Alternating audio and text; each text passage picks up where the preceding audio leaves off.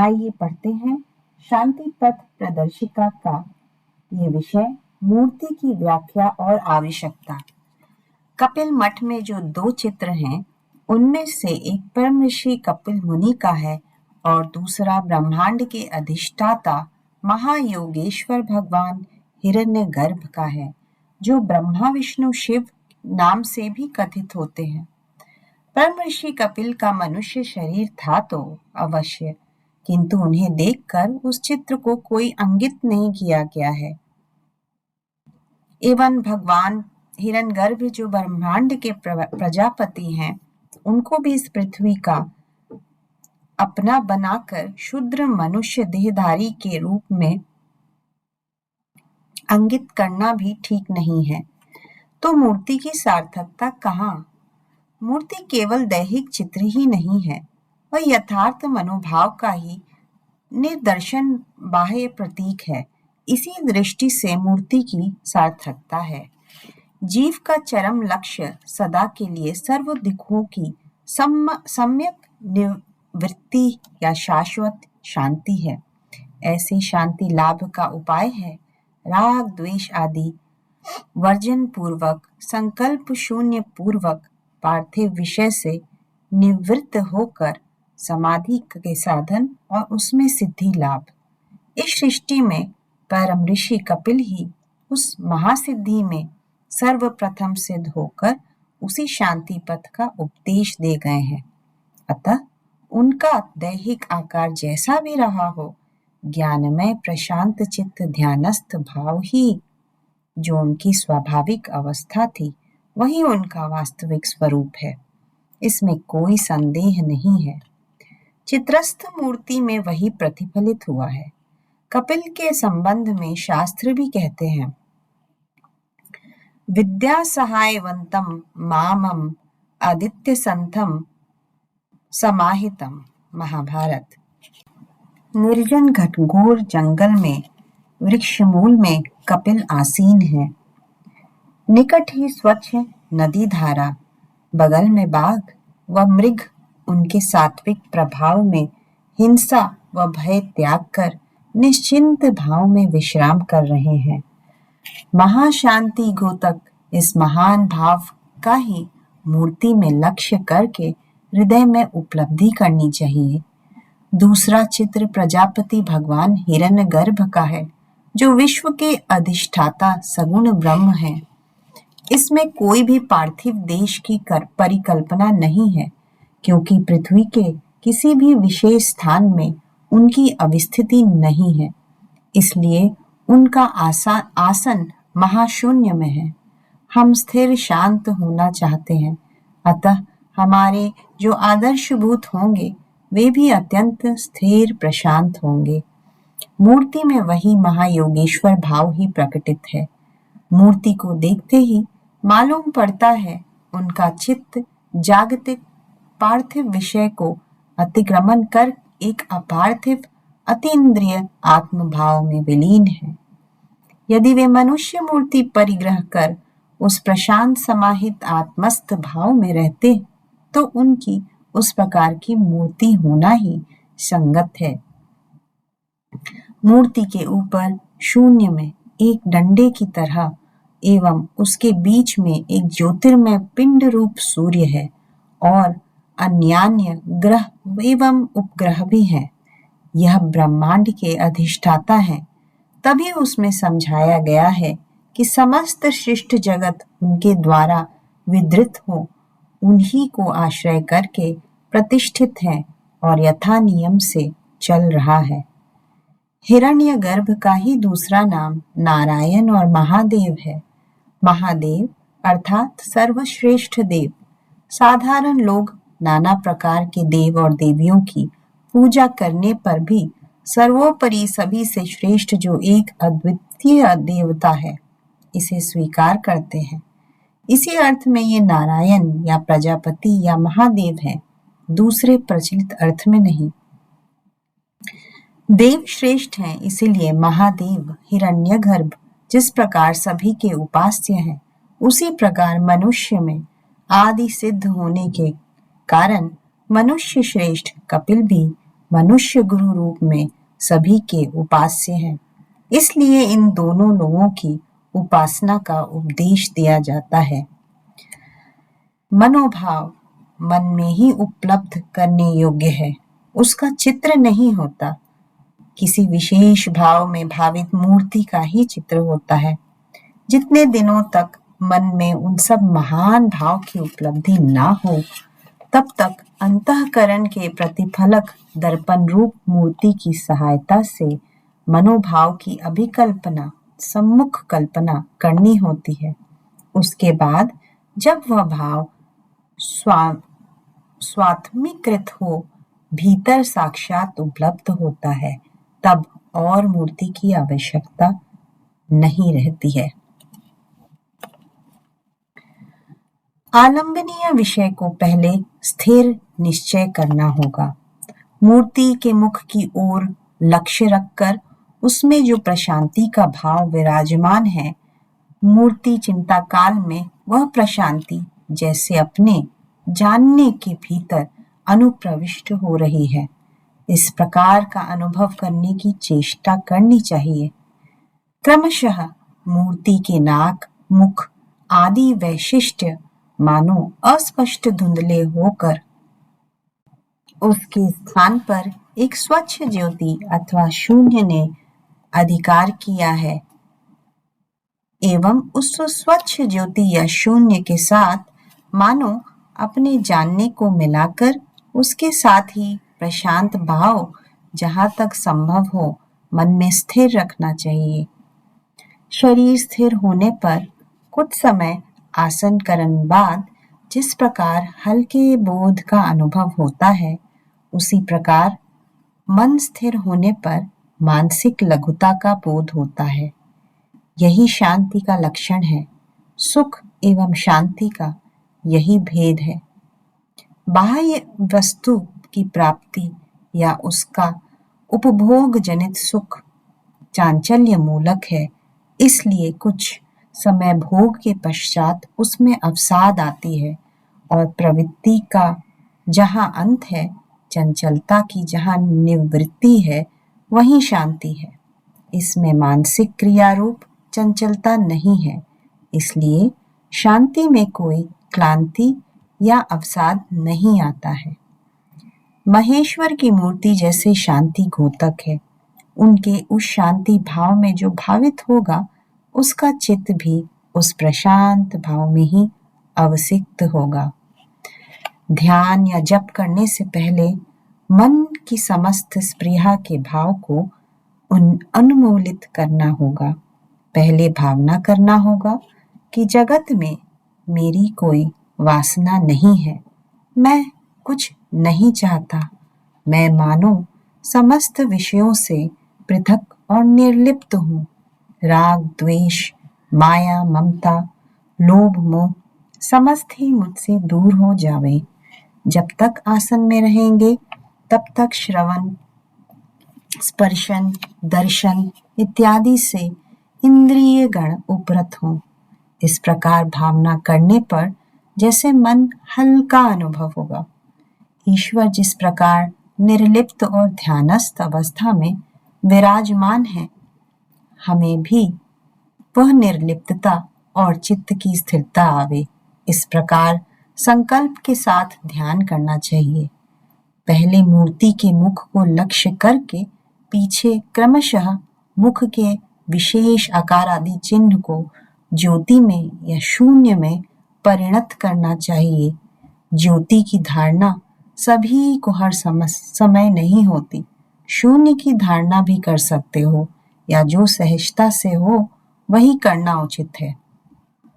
साधारण गृहस्थों के लिए, अर्थात जिनको प्रवृत्ति मूलक कार्य में अधिक लिप्त रहना पड़ता है, उनको सर्वापेक्षा मुख्य रूप से आवश्यक है यम नियम का आचरण करना, अर्थात प्रत्येक कार्य, प्रत्येक चिंता मानो अहिंसा, सत्यादि के द्वारा परिशोधित होकर आचरित हो।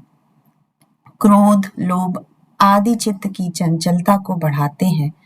अहिंसा आदि ठीक उसके विपरीत है, उससे चित्त संयत और स्थिर होता है। एक एक रिपु को विषय लक्ष्य कर उसे ध्वंस करने के लिए शक्ति पूंजीभूत करके ठीक उसी तरफ प्रयोग करना चाहिए, तभी रिपु का दमन किया जा सकता है। यम अहिंसा अर्थात मनसा वाचा कर्मा से प्राणियों को दुख न देना।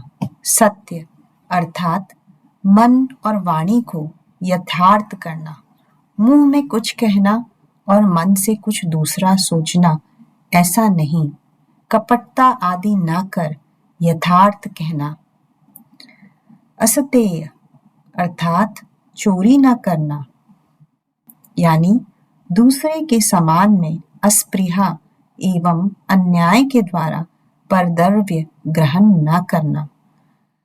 ब्रह्मचर्य अर्थात सभी इंद्रियों को सुरक्षित करके उपस्थे इंद्रिय का संयम, मैथुन विषयक कोई भी भाव चित्त में न आने देना तथा अपारिग्रह शरीर रक्षा के लिए मात्र जितना जरूरत हो बस उससे अतिरिक्त भोग्य वस्तु ग्रहण ना करना।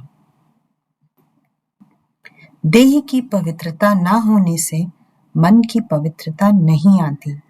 देह व मन दोनों ही पवित्र होना आवश्यक है। अविशुद्ध मन में ईश्वर स्थान कहाँ? संतोष अर्थात जो भी मिला है उसी में संतुष्ट रहना, इससे अधिक क्यों नहीं मिला ऐसा कहकर दुखित ना होना। लेकिन निकम्मा होकर आलस्य भाव से रहने को संतोष नहीं कहते। धनलुब्ध व्यक्ति को धन की आशा में इधर उधर दौड़ते रहने से एवं सर्वदा उद्वेग युक्त रहने से सुख है या शांति कहाँ है? तप अर्थात साधन के लिए उपवास आदि का कष्ट सहन करना। स्वाध्याय अर्थात निरंतर जप करना एवं मोक्ष शास्त्र का पाठ या श्रवण करना तथा ईश्वर प्रणिधान अर्थात ईश्वर चिंतन अथवा सभी कर्म फल ईश्वर में अर्पण करना। हम ईश्वर के दास स्वरूप होकर समस्त कार्य कर रहे हैं, उसके फलाफल के लिए हम सुखी या दुखी नहीं हैं। कार्य की सफलता या निष्फलता में हमको समान रहना होगा। सतत उसे स्मरण रखकर ईश्वर उद्देश्य से कार्य करता रहना होगा। कार्य का अच्छा फल होने पर मैं करता हूँ एवं खराब फल होने पर उस समय मैं दास हूँ और ईश्वर करता है, ऐसा विचार नहीं चलेगा। पहले कोई संक्षिप्त स्तोत्र का पाठ करके ईश्वर को प्रणाम करना चाहिए। ईश्वर का वाचक मंत्र प्रणव या ओंकार में ओंकार ह्रस्व रूप और ममकार ध्वनि दीर्घ रूप में उच्चारण करना चाहिए। हर तरह से मानो उस ध्वनि में ही तल्लीन होता जा रहा है, ऐसा क्रमशः अनुभव होता रहेगा। मैं मानो ध्वनिमय हूँ एवं सर्वत्र व्याप्त हूँ। जगत जैसे बुझ सा गया हो, मानो अंदर बाहर के केवल उसी ध्वनि की धारा चल रही है। कुछ दिनों तक इसी तरह प्रतिदिन कुछ समय तक अभ्यास करते रहने पर बाद में उच्चारण न करने पर भी मानो वैसी ध्वनि की धारा कान में जैसे लगी हुई है, इस तरह का बोध होगा एवं यह ध्वनि मानो सदा ध्येय विषय बोध स्वरूप आत्मभाव या ज्ञाता रूप चैतन्य साक्षी भाव को ही स्मरण करा देगी और इस भांति स्मृति बनाए रखना सहज होगा। यह नाद आश्रित साधन है। ज्योति या शून्य की धारणा सहजता से ना आने पर ये अनहद नाद उस जिसमें आवे उसी का प्रयास करना चाहिए।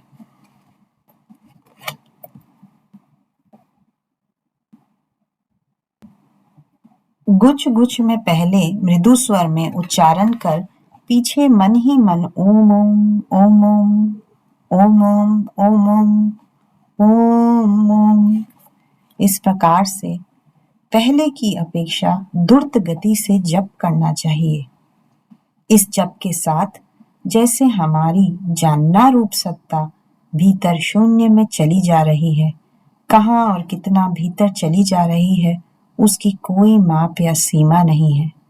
जानने की धारा प्रवाह रूप में भीतर शून्य में जा रही है तो जा ही रही है। मन यदि अधिक चंचल हो तो इसमें जल्दी सहजता से स्थिर होता है। इसके साथ माला जाप नहीं चलेगा। शिक्षा साधन में ही लीन होना उचित है। साधन रहित शिक्षा निष्फल वृक्ष की तरह अपने या जगत के किसी विशेष उपकार में नहीं आती। इसलिए यथार्थ में अभ्यास वैराग्य के बीज युक्त साधनशील किसी को भी देखने पर आनंद का अनुभव होता है। बीज भीतर रहने से एवं श्रद्धा के द्वारा उसे संजीवित रखने से एक न एक दिन वह निश्चित अंकुरित होगा।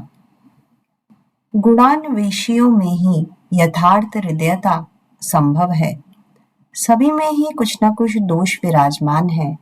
जिनकी दृष्टि केवल उसी दोष त्रुटि की ओर ही रहती है, उनके साथ स्थायी हृदयता किसी को भी नहीं होती। यदि स्वार्थ के लिए हो भी तो वह कभी भी स्थायी नहीं होती। सभी मकानों के पीछे ही कूड़ादान रहता है। मकानों के सामने की ओर ना लक्ष्य करके पीछे की ओर ही जाना जिसकी दृष्टि की गतिविधि हो, वे आजीवन केवल दुर्गंध को ही भोग करते हुए चले जाएंगे। अनात्मा में जो आत्मज्ञान है वह अविद्या का ही एक लक्षण है। वह विद्या या आत्मज्ञान के द्वारा ही दूर होती है एवं मनन भावना या स्मरण के द्वारा ही वह ज्ञान दृढ़ हो जाता है और साधन के द्वारा ही सफल होता है। सर्वदा याद रखना चाहिए कि अपने को हंसाने या रुलाने का अधिकार दूसरों को नहीं देंगे। यद्यपि अपना शरीर पराधीन है, तथापि अपने मन, ज्ञान व कर्म शक्ति को कदापि पराधीन नहीं होने देंगे। हिंसक को द्वेष के द्वारा या प्रतिहिंसा के द्वारा जीता नहीं जा सकता। अक्रोध के द्वारा एवं क्षमा के द्वारा ही जय किया जाता है। आध्यात्मिक त्याग का अर्थ बाह्य विषय संबंधी चिंता का त्याग है। अपने भीतर विश्लेषण करके देखने की सामर्थ्य और भरोसा जिनको है, वही देख पाएंगे कि भीतर के पूरे कचरे को दमन करने की चेष्टा दिन रात चल रही है।